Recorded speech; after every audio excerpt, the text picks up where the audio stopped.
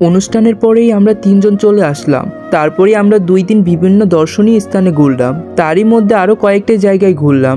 আজকে ক্লান্ত থাকায় শপিংয়ে যাওয়া হয়নি, তাই কালকে শপিংয়ে যাব ঠিক করলাম। পরের দিন এলডিনের কাছ থেকে জানতে পারলাম কনভেন্ট গার্ডেন নামে একটি শপিং মল আছে, ওইটা ভালো আর সব কিছু পাওয়া যাবে। তাই আমরা রেডি হলাম মার্কেটের উদ্দেশ্যে। আমি অল্প কিছু কিনলাম বাবা মায়ের জন্য, কিছু কিনে নিলাম আর এলডিনও কিছু কিনে নিল।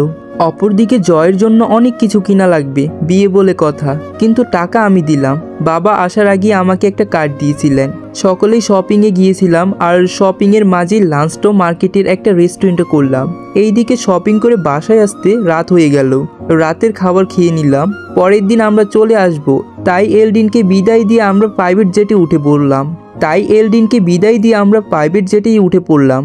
আর প্লেনে বাংলাদেশ ল্যান্ড করলো রাত 11টায়। আমি আর জয় আমাদের জিনিসপত্র নিয়ে গাড়িতে বসলাম। ড্রাইভার আমাদের নিতে এসেছিল।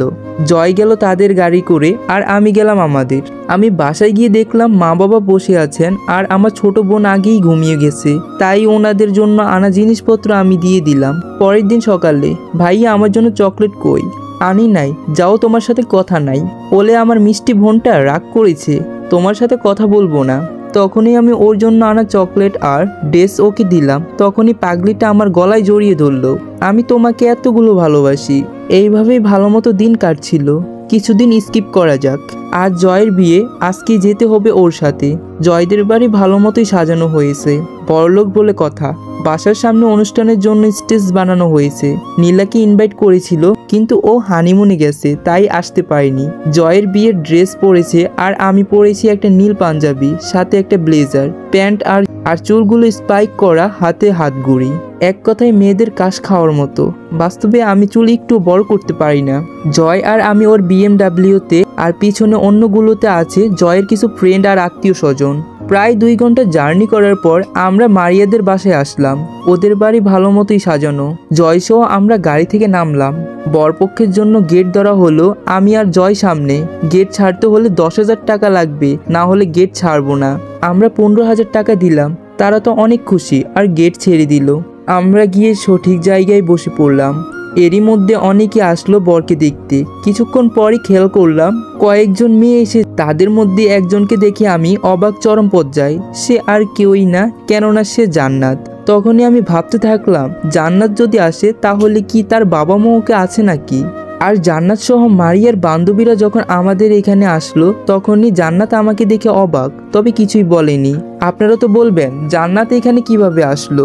আসলে জান্নাত মারিয়ার খালাতো বোন। আরও একটি কথা, জান্নাত 1 সপ্তাহ, মারিয়ার বান্ধবীরা একদিন আগে এসেছে, তাই ওদের সাথে পরিচয় হয়ে গেছে।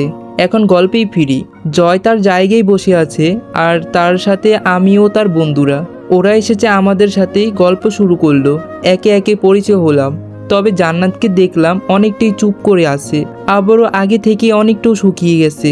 দেখতে দেখতে বিয়েটা হয়ে গেল। আর কন্যা পক্ষে থেকে মারিয়ার সাথে আরও 2-3 জন বান্ধবীও জান্নাত এসেছে। জয়দের আসার পরে কিছুক্ষণ আড্ডা দিলাম। জয়, আমি বাসায় চলে যাব। কেন? আমি একপাশে গিয়ে জান্নাতের কথা বললাম। আগে থেকে সে সব জানতো, তাই বেশি কিছু বলার প্রয়োজন বোধ করিনি।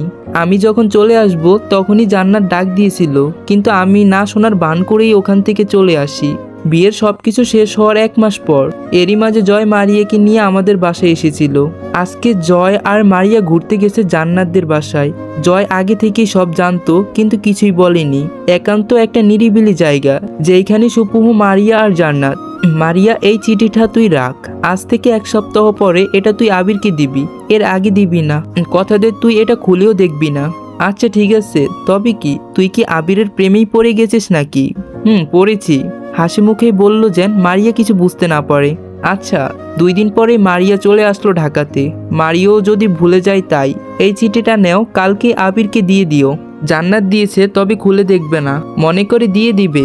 জয় কিছুটা বুঝতে পারলেও হ্যাঁ বলে চিঠিটা নিয়ে নিল। পরের দিন ভুলেই জয় চিঠিটা বাসায় রেখে চলে যায় অফিসে। জয় যখন অফিসে আসে তখন, কিরে কি খবর? এই তো ভালোই। জয় চিঠির কথা মনে পড়ে গেল, পকেটে হাত দিয়ে দেখে চিঠিটা বাসায় রেখে এসে পড়েছে। তাই কথা না বাড়িয়ে যে যার কাজের দিকে পা বাড়ালো। একদিন পর আজকেই জয় আমাকে চিঠি দেয়। এখন পড়া লাগবে না, বাসায় গিয়ে পড়িস। আচ্ছা ঠিক আছে। সেই দিন বাসায় এসে যখন আমি চিঠিটা পড়লাম তখনই নিজের কাছে মনে হচ্ছে আমি এতদিনই ভুলছিলাম। যা চিঠিটাই পড়ে আমার বুঝতে বাকি রইল না, আমাকে বাড়ি থেকে বের করতেই ভাইয়ার একটা প্ল্যান ছিল এটা। অপরদিকে জান্নাতের প্রতি আমার যতটা ঘৃণা ছিল তা এখন নিজের প্রতি ভুল বোঝার কাজ করছে। আপনারা কিছু বুঝলেন না, এখন বোঝা লাগবে না, এটা পরে বলবো। এরই মাঝে আজকে নাইমের ফাইনাল পরীক্ষা শেষ হয়েছে। আজকে আমি জয়দের কোম্পানিতে আমার স্থানে নাইমকেই বসিয়ে দেব। যেই ভাবা সেই কাজ। যেই কারণেই একটা অনুষ্ঠানের আয়োজন করা হলো, সেইখানেই সকল কর্মকর্তা উপস্থিত ছিলেন। অনুষ্ঠানে যাওয়া যেতে পারি। অনুষ্ঠান পরিচালনা করেছে দুইজন, একজন মেয়ে অন্যজন ছেলে। আপনারা জানেন এই কোম্পানির একজন নতুন ম্যানেজারের নিয়োগ করা হবে, আর আগের ম্যানেজার চাকরি ছেড়ে দেবেন। এই কারণেই প্রধান অতিথি মানে জয় অনুষ্ঠানের আয়োজন করেছেন। আমি আমাদের প্রধান অতিথিকে মঞ্চে আসার জন্য অনুরোধ করছি। এরপরই জয় মঞ্চে যায় আর সকলেই হাতের করতালি দেয়। আপনারা জানেন আবিবা আব্দুল্লাহ এখান থেকে চাকরি ছেড়ে দেবে। এর পিছনে অবশ্যই একটা কারণ বিদ্যমান, কেননা সে এখানে চাকরি ছেড়ে তার নিজের প্রতিষ্ঠানে সিইও হবে। আর আপনাদের মাঝে আসবে একজন নতুন ম্যানেজার। আর নাইম বা আপনাদের নতুন ম্যানেজারকে মঞ্চে আসার জন্য অনুরোধ জানাচ্ছি। আর হ্যাঁ, সে আপনাদের বয়সে ছোট হবে। তাকে আমি ঠিকভাবেই সিলেক্ট করেছি, এতে আপনাদের কোনো সমস্যা হবে বলে মনে হয় না। এরপরে নাইম মঞ্চে উঠে মাইক্রোফোন হাতে নিয়ে, আশা করি আপনারা ভালো আছেন, আমিও ভালো আছি। আমি এইখানে কাজ করার সুযোগ পেয়ে নিজেকে ভাগ্যবান মনে করছি। আর হ্যাঁ, আমি আপনাদের সবার থেকে বয়সে ছোট, তবুও আমাকে এইখানে নেওয়া হয়েছে। আশা করি আপনারা আমাকে কাজেই সাহায্য করবেন। আমি আমার সর্বোচ্চ দিয়ে কোম্পানির সুনাম আগলিয়ে রাখার চেষ্টা করব। আপনারাও আপনাদের দায়িত্বের পিছু পা হাঁটবেন না। এই বলে নাইম তার বক্তব্য শেষ করলো। এইবার আপনাদের মাঝে বিদায়ের বক্তব্য দিবেন আপনাদের ম্যানেজার বা আবির। আমি তাকে মঞ্চে আসার জন্য অনুরোধ করছি। তখন ধীর পায়ে আমি মঞ্চের দিকে এগিয়ে যেতে থাকলাম মাইক্রোফোন হাতে নিয়ে। আমি মঞ্চে আসার আগেই সকল কর্মকর্তা করতালির শব্দে কানে ভেসে আসলো। আপনাদের সকলকেই আমার পক্ষ থেকে জানাই শুভেচ্ছা ও অভিনন্দন। আশা করি সকলেই ভালো আছেন, আমিও আপনাদের দোয়ায় ভালো আছি। আবার বললেন না আমরা দোয়া করলাম কবে। আমার বিদায়টা চিরবিদায় নয়, আমি মাঝে মাঝেই আসব। আপনারা আমাকে যেমনটা সাহায্য করেছেন, আশা করি নাইমকে সেইভাবে সাহায্য করবেন। আপনারা তাকে আমার মতোই ভাববেন। আমি যেমনটাই আপনাদের সাথে থেকে কাজ করেছি, আপনারাও তার সাথে সেইভাবেই কাজ করবেন।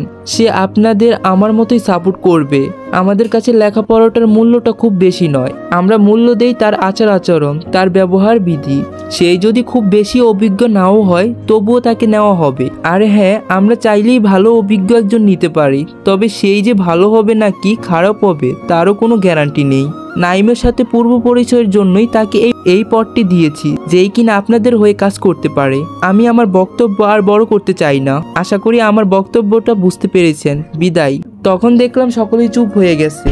প্রথমেই যখন নাইমকে দেখেছিল হয়তো অনেকেই মানতে পারেনি, আর এখন আমার কথা শুনেই সকলে চুপ করে আছে। এরপরে শুরু হয় নৃত্য অনুষ্ঠান। দিন শেষে আমি আমার বাড়িতে। বাবা বলেছেন কালকেই আমাকে ওনার অফিসে সবার সাথে পরিচয় করিয়ে দেবেন এবং কালকে কয়েকজন নতুন করে চাকরি দিবেন, আর তারাও দায়িত্ব আমাকে দিয়েছেন। পরের দিন